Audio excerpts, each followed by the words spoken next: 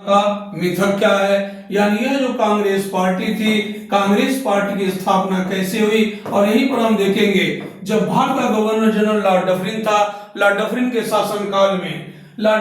शासनकाल में कांग्रेस पार्टी की स्थापना हुई। तो सबसे पहले हम देखेंगे कि यह जो लॉर्ड डफरिन था, लॉर्ड डफरिन के शासनकाल में कांग्रेस पार्टी की स्थापना हुई। तो ये भी हम जानने का प्रयास करेंगे कि आखिर लॉर्ड डफरिन के शासनकाल में कांग्रेस पार्टी की स्थापना का मूल कारण क्या था, कांग्रेस पार्टी की स्थापना का मिथक क्या था और कांग्रेस पार्टी की स्थापना क्यों हुई। तो लॉर्ड डफरिन जैसे बाद में गवर्नर जनरल बन के आया, लॉर्ड डफरिन के शासनकाल में पूरे भारत में रीजनल टाइप में, आंशिक लेवल पे हर तरफ विद्रोह होने लगा। और जहां जहां विद्रोह होने लगा तो इन विद्रोह को करने का प्रयास किया जो आईसीएस अधिकारी थे, यानी वे जो आईसीएस अधिकारी जो लॉर्ड कॉर्नवालिस के शासनकाल में ब्रिटिश सेवा की परीक्षा पास करके ब्रिटिश राज में बहुत सारे छोटे या बड़े पद मिला था, या कहीं पे कलेक्टर थे और कहीं पे कलेक्टर नहीं थे। तो उन लोगों ने क्या किया, कांग्रेस पार्टी का कच्चा चिट्ठा खोला। और जैसे कांग्रेस पार्टी का कच्चा चिट्ठा खोला, पूरे भारत में अपने पत्रिका के माध्यम से, अपने समाचार पत्र के माध्यम से आंतरिक रूप से इसका प्रसार किया। और जैसे जनता के पास इसका पता लगा कि कांग्रेस पार्टी का मूल लक्ष्य क्या है, पूरे भारतीय क्षेत्र में कांग्रेस पार्टी के अगेंस्ट में लोगों ने विद्रोह किया। और लॉर्ड डफरिन की मंशा ये थी कि कैसे ब्रिटिश राज को बचाया जाए, कैसे ब्रिटिश राज को भारत में सुरक्षित किया जाए। इसीलिए लॉर्ड डफरिन ने क्या किया, एक व्यक्ति थे उनका नाम था ए.ओ. ह्यूम। और ये जो ए.ओ. ह्यूम थे स्कॉटलैंड के निवासी थे। स्कॉटलैंड के निवासी थे और जिन्हें शिमला का संत कहते हैं, और एक आईसीएस अधिकारी थे। जैसे इंग्लैंड में आईसीएस की परीक्षा प्रायोजित होने लगी, आईसीएस की परीक्षा को टॉप करने का शुभारंभ किया ए.ओ. ह्यूम ने, जिनका पूरा नाम एक्टोलियन ह्यूम था और ये आयरलैंड के निवासी थे। और बाद में शिमला में जाके बसे और इसीलिए इनको शिमला का संत कहते हैं। इनके बारे में शिमला का संत कहते हैं। और इनके बारे में पूरे भारत में एक मिथक था कि ये भविष्य के बारे में जानते हैं, इनको पूरे भविष्य की जानकारी है। तो जैसे लॉर्ड डफरिन के समय ये समस्या आई कि कांग्रेस पार्टी को कैसे भारत में पूजित किया जाए, कैसे ब्रिटिश राज को भारत में स्थापित किया जाए, क्योंकि आंचलिक स्तर पे विद्रोह हो रहे थे।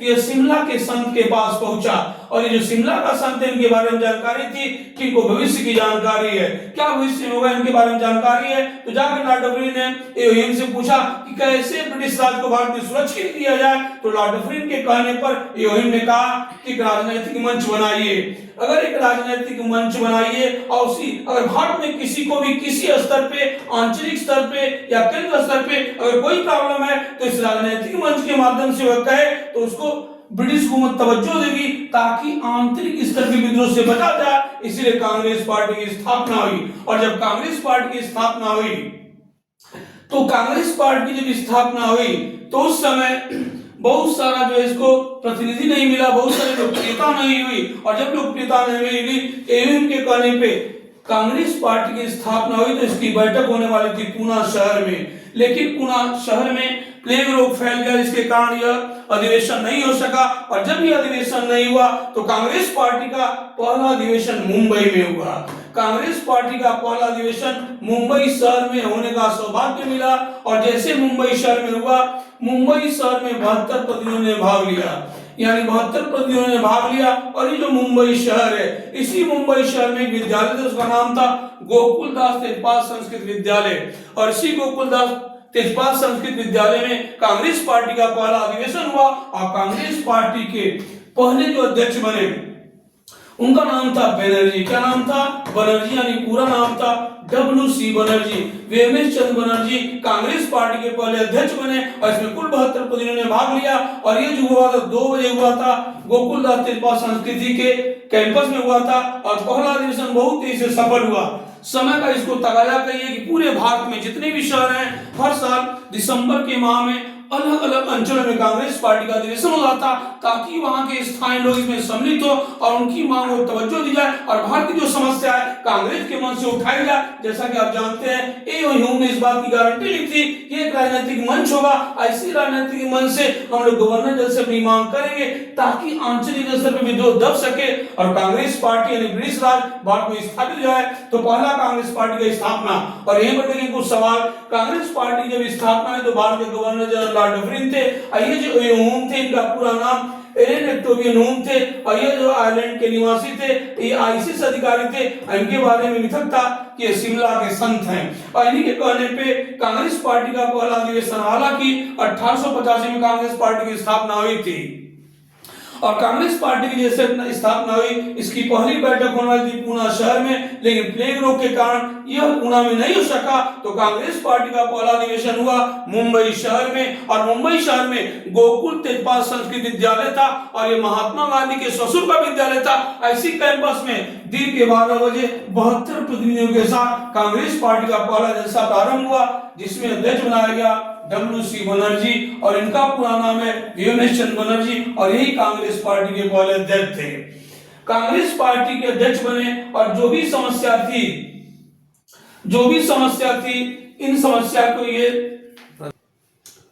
कांग्रेस पार्टी का दूसरा अधिवेशन, कांग्रेस पार्टी का दूसरा अधिवेशन हुआ कोलकाता शहर में। और जैसा कि आप जानते हैं, ध्यान से इस बात को समझिएगा, यह जो कोलकाता शहर है पहले इसका नाम काकानूची था, और कैसे कोलकाता स्थापित हुआ आगे वीडियो में बताऊंगा। ये जो कोलकाता शहर है पूरे भारत में कांग्रेस पार्टी के सबसे अधिक अधिवेशन हुए कोलकाता शहर में, क्योंकि पहले भारत की राजधानी कोलकाता थी। तो ये जो कोलकाता शहर है, इसी कोलकाता शहर में कांग्रेस पार्टी का दूसरा अधिवेशन हुआ, और इस अधिवेशन की अध्यक्षता करने का सौभाग्य मिला दादा भाई नौरोजी को।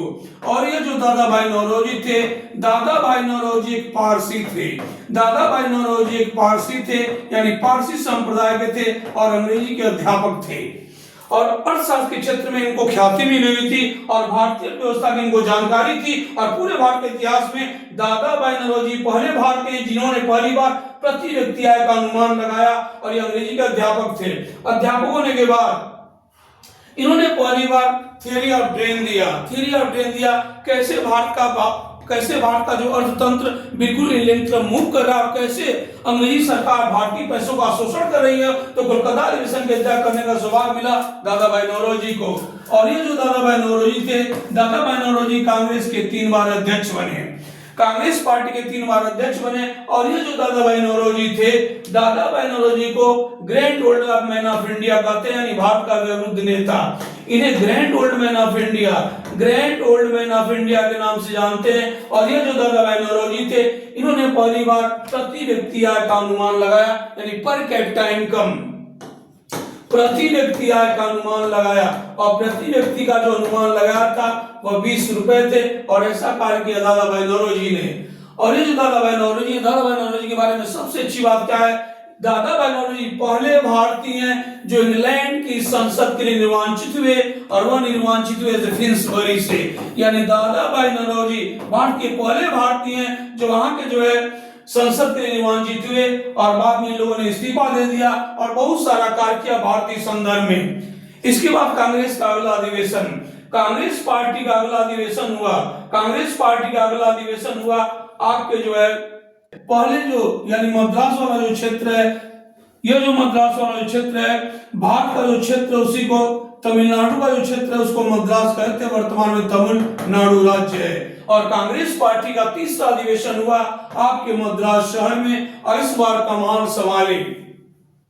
इस बार कांग्रेस पार्टी के जो अध्यक्ष बने वह पहले भारत के मुस्लिम कांग्रेस की पार्टी के अध्यक्ष थे, क्या नाम उनका, किसका, कांग्रेस पार्टी के पहले मुस्लिम अध्यक्ष का सौभाग्य मिला बदरुद्दीन तैयब जी। और ये जो बदरुद्दीन तैयब जी थे ये तमिलनाडु के थे, और ये इस बार कांग्रेस पार्टी के अध्यक्ष बने, जिनका नाम था बदरुद्दीन तैयब जी। और इनके बारे में एक सवाल बार बार आता है कि कांग्रेस पार्टी का पहला मुस्लिम अध्यक्ष कौन हुआ, बदरुद्दीन तैयब जी ने। और बदरुद्दीन तैयब जी ने इसी कांग्रेस पार्टी के अधिवेशन में पहली बार जो अल्पसंख्यक वर्ग की बात की, और उनके जो है सामाजिक और आर्थिक सुधार की चर्चा किए। बस एक ही सवाल लर्न कीजिएगा कि कांग्रेस पार्टी का पहला मुस्लिम अध्यक्ष बदरुद्दीन तैयब जी है। उसके बाद कांग्रेस पार्टी का अगला अधिवेशन आपके इलाहाबाद में हुआ, आपके इलाहाबाद में हुआ। और इलाहाबाद में एक जगह है, इलाहाबाद में एक जगह है, उसका नाम है, अगर आप लोग इलाहाबाद जानते हो तो डायमंड जुबली छात्रावास है, उसी के बगल में दरभंगा कॉलोनी है। और दरभंगा कॉलोनी में हुआ क्या था, कांग्रेस पार्टी जब यहाँ पर अधिवेशन हुआ तो अंग्रेजी सरकार यहीं से कांग्रेस पार्टी के अगेंस्ट में मूव की और आलोचना करने लगी। तभी क्या हुए, दरभंगा के राजा थे, उन्होंने इलाहाबाद में दरभंगा नामक एक जगह ली, दरभंगा नामक एक जगह ली, और वर्तमान में डीजे हॉस्टल के बगल में ये दरभंगा कॉलोनी है।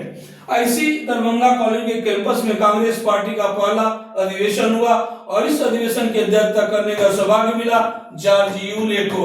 और ये जो जॉर्ज यूले थे, जॉर्ज यूले के बारे में एक ही सवाल बनता है, कांग्रेस पार्टी का पहला अंग्रेज अध्यक्ष कौन हुआ, जॉर्ज यूले। फिर मेरी बात ध्यान समझिएगा, कांग्रेस पार्टी, ये जो हमारी कांग्रेस पार्टी थी, कांग्रेस पार्टी को संवारने का कार्य किया एओ ह्यूम ने। और उस समय जो एओ ह्यूम थे शिमला के संत दोनों करने थे और वह आयरलैंड से आए थे इंडिया में मूव करने और शिमला में निवास करते थे। और लॉर्ड डफरिन के शासन काल में जब ब्रिटिश राज, लॉर्ड डफरिन के शासन काल में जब ब्रिटिश राज की जड़ें भारत में कम होने लगी तो लॉर्ड डफरिन को डर लगा कि कहीं ब्रिटिश राज भारत समाप्त न हो जाए। इसीलिए हुआ क्या कि लॉर्ड डफरिन पहुंचे शिमला और शिमला के संत एओ ह्यूम को अपने पास बुलाया और बोले कि भविष्य के बारे में बताओ कि ब्रिटिश राज भारत में जिंदा रहेगा कि नहीं।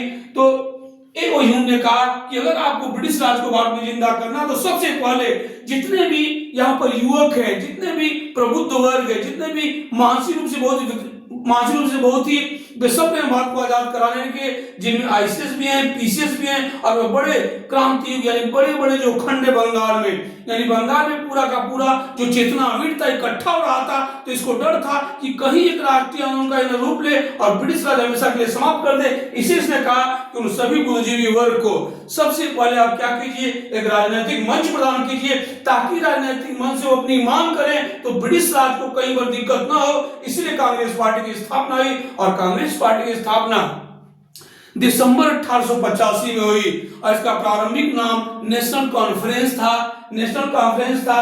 और जब नेशनल कॉन्फ्रेंस था एओ ह्यूम के दादा भाई नौरोजी कहने पर इस पार्टी का नाम हो गया कांग्रेस पार्टी, यानी कांग्रेस पार्टी नाम दिया दादा भाई नौरोजी ने। और ये जो कांग्रेस शब्द है पहली बार पूरे यूरोप में कांग्रेस शब्द को गढ़ने वाले व्यक्ति का नाम थॉमस पेन है, लेकिन कांग्रेस पार्टी को कांग्रेस नाम दिया दादा भाई नौरोजी ने। और ये जो कांग्रेस शब्द है यह लिया गया संयुक्त राज्य अमेरिका के राष्ट्रीय आंदोलन से और कांग्रेस का अर्थ था लोगों का समूह। कांग्रेस पार्टी का अगला अधिवेशन मद्रास में हुआ जिसकी अध्यक्षता करने का सौभाग्य मिला बदरुद्दीन तैयब जी को। और बदरुद्दीन तैयब कांग्रेस के पहले मुस्लिम अध्यक्ष हुए। उसके बाद कांग्रेस पार्टी का चौथा अधिवेशन इलाहाबाद में हुआ। और ध्यान रखना है कि इसी अधिवेशन से अंग्रेजी सरकार कांग्रेस पार्टी की आलोचक हो गई और उसने अधिवेशन को होने नहीं दिया। तब तक दरभंगा बिहार दरभंगा कुछ राजा थे, उन्होंने डीजे हॉस्टल वर्तमान में डायमंड जुबली छात्रावास इलाहाबाद में उसी के बगल में एक कॉलोनी किराए पे लिया जिसका नाम दरभंगा कॉलोनी है और वह कॉलोनी आज भी है। इसी यहीं पर कांग्रेस का अधिवेशन हुआ जिसकी अध्यक्षता की जॉर्ज यूले। और ये जो जॉर्ज यूले हैं कांग्रेस पार्टी के पहले अंग्रेज अध्यक्ष होने का सौभाग्य मिला कांग्रेस पार्टी को।